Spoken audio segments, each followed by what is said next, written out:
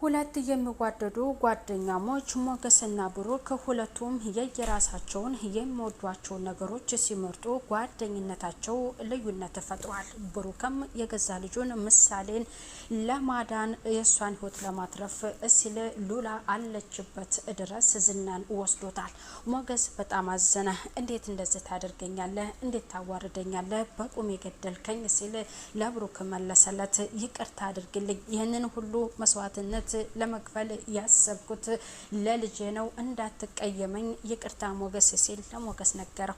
ሞገስ ከዚህ በላይ ምን ታደርገኝ ገለህኛል ሲል ለብሩክ ነገረው። ዝና እንደ ዛሬ አልገደልሽኝም፣ በቁሜ ነው ያዋረድሽኝ በማለት አሁን በስርዓት ትሄጃለሽ ወይንስ አትሄጂም በማለት ከሞገስ ነጥቆ ሉላን ወስዷታል። ሞገስን መቶታል። ወደቀ ሞገስ።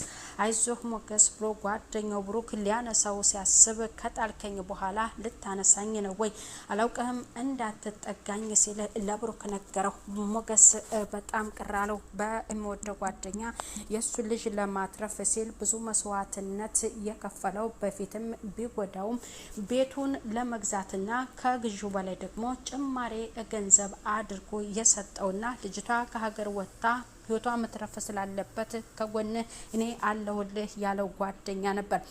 ግን የድሮ ፍቅረኛው ሉላ ከ10 አመት በኋላ ስላገኛት ደስ ብሎታል። እኔ ሉላን ካጣሁኝ በህይወት አልኖርም ብሎ ለብሩክ ነግሮታል። ምሳሌ መታከም አለባት፣ እሷ መትረፍ አለባት፣ ሉላ ዝና ጋር አልሄደችም በማለት ልጄ በህይወት አትተርፍም ማለት ነው ሲል ለሞገስ ነግሮት ነበር። ሰላም ጤና ይስጥልኝ ውድ የተከበራችሁ የዚህ ዩቲዩብ ቻናል ተከታይ ሆናችሁ ቤተሰብ በሙሉ በያላችሁበት ሰላማችሁ ብዝት ይበል። ምሳሌ ድራማ ክፍል 54 የእንጀራ ልጇን የምትመርዘዋ ጨካኟ ወይዘሮ ማህሌት በመጨረሻ ከዝና ጋር በመነጋገር ቤቱን በስሜ ያደርግልኛል ብላ የጣረችው እሱ ግን ዝና ሉላ እንዴት ልትታገትብኝ እቻለች? ያለሷ መኖር አልችልም በማለት እሷን ደግሞ የብሩክን ቤት ያሳገተችውን ያንን እግቱን እንድታነሳና ቤቱን ሸጦ ደግሞ ልጁን ማሳከም እንዳለበትም ለሷ ነግሯታል። ከዚህ የምለቅሽ እንደዛ ካደረግሽ ነው ሲላት እሺ ብላ ነበር። በዛ ደግሞ ኢፍራታ እንድትሞኛለሽ እሱ ሲጨንቀው ብቻ ለምን ትፈልግሻል እያለች ለሷ ትነግራታለች። ለምን አነሳሽበት? ይህንን ቤቱን ይሸጠዋል ማለት ነው። በቃ ለምን እንዴት ትሞኛለሽ ስትልም ደግሞ ለማህሌት ተንኮለኛ ነግራታለች። እንዴ እሱኮ መልካም ሰው ነው፣ ጥሩ ሰው ነው፣ ግን በቃ የራሱን ምርጫ ብቻ ነው የሚከተለው፣ የሚሰማውም የራሱን ብቻ ነው ስትል የዝናን ለኢፍራታ ትነግራታለች። ኢፍራታ ደግሞ አሁን አንቺ ማድረግ ያለብሽ አትሞኝ፣ ቤቱን ሳይሸጠው የሆነ ነገር ማድረግ አለብሽ ትላለች። ዳጣ በጣም ደስ ብሏታል።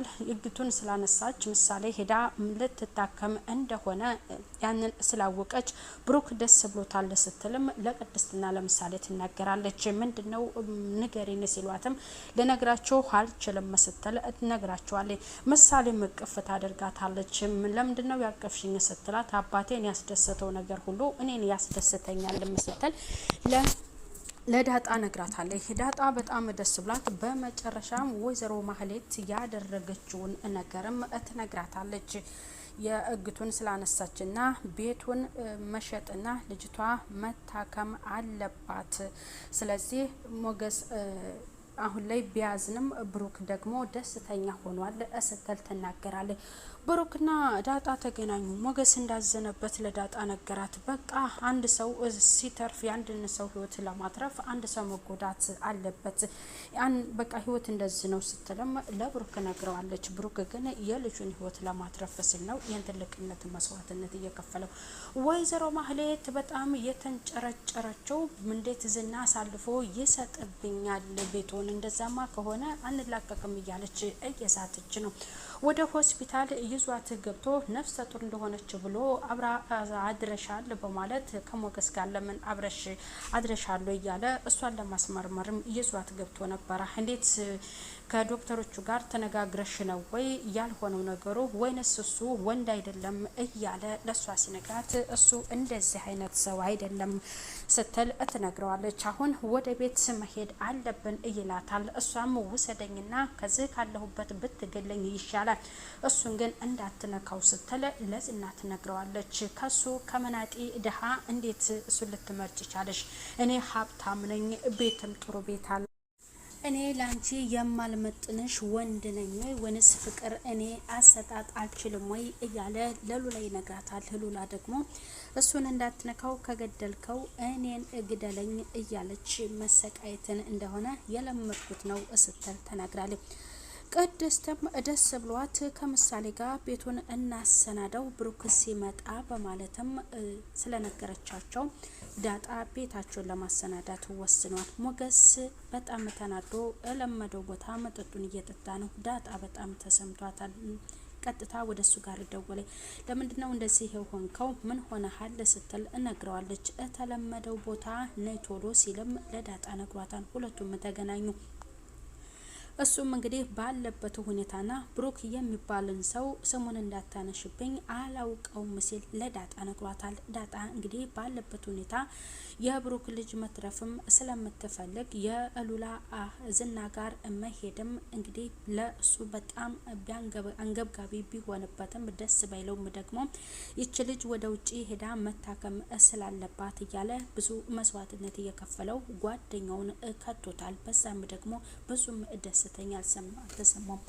ዳጣ ወደ ብሩክ ጋር ሄዳ ከእሱ ጋር ሆና እንግዲህ ያችን ልጅ ለማትረፍ ምንም ቢሆን ይሄ የተፈጥሮ ሕግ ነው። አንድን ሰው ለማትረፍ ደግሞ አንድ ሰው መዳን አለበት ስትል ለሱ ነግሯል። ብሩክ ወደ ቤት ሄደ። ያችን ልጅ ምሳሌ መታከም አለብኝ ስትልም ስለነገረችው ከአሁን በፊት ብዙ ጊዜ ስለምታነሳበትም አሁን በቃ ነገሮቹ አልቀዋል፣ ቤቱ ተሸጦ ወደ ውጭ ሀገር ሄደሽ ሕክምናሽ ይጀመርልሻል፣ ከዛም ስትመለሽ መድኃኒት የሚባል ነገር አትጠቀሚም እያለ ለዛች ልጅ ሲነግራት በጣም ደስ ብሏታል። አባቷን ታመሰግነዋለች። በልጁ ጉዳይ አይዞ ታገስ እያለች ተስፋ ልትሰጠው ወይም የምትሰጠዋ የቤት ሰራተኛዋ ቅድስትም የሆነውን ነገር ሁሉ ለቅድስት ሲነግራት እኔ እኮ ከመጀመሪያውም ነግሬህ ነበረ ስትልም ለብሩክ ነግረዋለች። ሁሉም ነገር ይሆናል፣ ግን በትዕግስት መታገስ ነው ያለብህ ያለችውን ነገር እያስታወሰ ነበር። አንቺን እያገባ እኮ መልካም ጥሩ ሴት ነሽ፣ አንቺ ብልህና አስተዋይ ሴት ነሽ፣ እድለኛ ነው አንቺን ያገባ ሲልም ለቅድስት ይነግራታል። እውነት ነው እንዴ ጋሽ ስትልም መልሳለታለች። የእሷን መልካምነትና ጥሩነት ደግነቷን እየነገራት ነው። ዝና በመጨረሻም እሷን የሚወዳት ወይም ሉላን እሷን ሲመታትም እሷ የምትፈልገው ያው እግደላይ ነው። በሞገስ ላይ ደግሞ ምንም አይነት ነገር እርምጃ እንዲወስድበት የማትፈልግና ለሞገስ ስትል ለምትወደው ለምታፈቅረው ልጅ እየከፈለችለት መስዋዕትነት ከማትወደውና ከማታፈቅረው ጋር አብራው ለመቆየት እያሰበችው ነው። አሁን ልጅ መውለድ አለብሽ፣ በአጭር ጊዜ ቶሎ ልጅ መወለድ አለበት ሲልም ዝና ለዛች ለሚስቱ ይነግራታል። እሷም ደግሞ በመስኮት በውጪ ወታ ሻግራ እያየች ነበር። ምን አስቦ ነው በመጨረሻ ላይ እስከዛሬ ልጅ እንድትወልድ ያልፈለገ? አሁን ሞገስ አብሮሽ ሆኖ እንዴት እሱ ወንድ አይደለም ወይ? እንዴትስ አላረገሽም? እያላት በፍጥነት እሷን አላምን ብሏት ወደ ሆስፒታል ይዟት ሄዶ ነበረ። እንግዲህ እኔ ታንተ ጋር አይደለም ወይ የመጣሁት ስትልም መለሳለታለች። ያን ሞገስን በልቧ እያሰበችና ለሞገስ ስትል የከፈለችለት መስዋዕትነት ነው። ከወንድም ወንድ ጀግና ወንድ ነኝ፣ ያን ወርክሽም እንግዲህ ጥሩ ቤት ነው፣ ምን ከዚህ በላይ ምን ልሆንልሽ እያለ ለሷ የነግራት ነው። ሞገስን ስታስብ ደግሞ አቤት አቤት ፍቅር እያለ እያሾፈባቸው ነው በሁለቱም ማለት ነው። በመጨረሻ ያቺ የዝና ሚስት ሉላም እያሰበች የነበረችውን የገዛ ፍቅረኛዋን ሞገስን ከሱ ጋር እንዳትገናኝ አስቧል ማለት ነው። ዝና ልጅቷ ሄዳ ወደ ውጭ ሀገር እንደምትታከምና ከዛ ስትመለስ ደግሞ በቃ ምንም አይነት መድኃኒት የማትጠቀም ሙሉ ጤነኛ ልጅ ሆና ከጓደኞቿ እኩል የምትጫወትና ደስተኛ እንድትሆን የሚፈልገው ብሩክ ያም ነገር ተሳክቶለታል።